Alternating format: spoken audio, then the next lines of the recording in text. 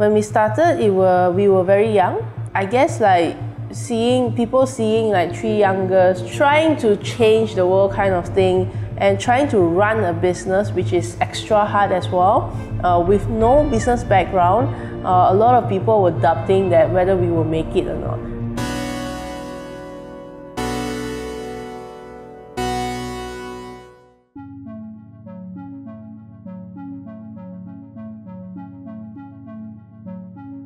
So the Picha project is a food business, but we rebuild lives of refugees with this business. When we were volunteering in a refugee learning center 6 years ago, and then a lot of our kids were dropping out of school, and at that time they dropped out of school because they had to sustain their family, so they had to find part-time jobs or odd jobs to go and help their family. And so we thought that we want to do fundraising concerts, but then it wasn't sustainable.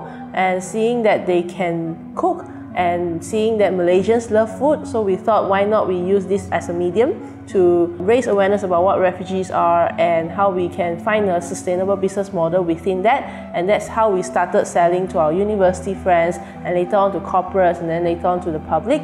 And that's where the Picha project has been around for 3 years. And we've been doing this food business in terms of catering. We do mini buffet packages, and we even do meal boxes, food all made by refugees. So we work a lot with the women of the household. They're kind of the breadwinner for now. A lot of the women, when they started off in their culture, they are used to be like housewives. They used to not go out to work. To ask them to work, they had to build a lot of confidence. There are many other families, women who has to pay off debts, who has to make sure their kids gets hospitalized when there's an emergency. We have seen so much strength in these women who tries to be the breadwinner and try to put the family together intact, although they are going through very difficult situations. Seeing these women actually change their lives, increase their confidence level and increase their capability, it was actually very, very inspiring for all the people in the team. We see women who has never done all this before, but because of situations, and they are actually mentally stronger when it comes to protecting their family, when it comes to making sure that their family has food on the table the next day and their kids can go to school.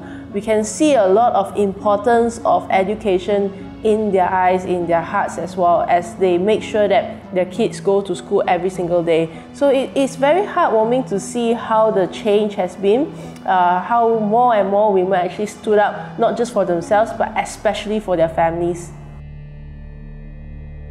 Picha aims to break the cycle of how people perceive refugees are, especially women in the refugee community, to really try and give them a second chance and believe that they can actually contribute not just to their family, but economically and socially, especially in a global standpoint.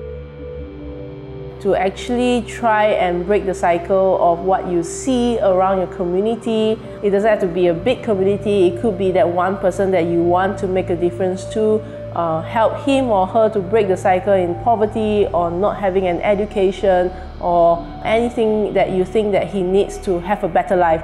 So I do think that if 3 of us with very, very limited knowledge when we started can do it, anyone actually in the world, whether it's a woman, whether it's a man, can actually do that.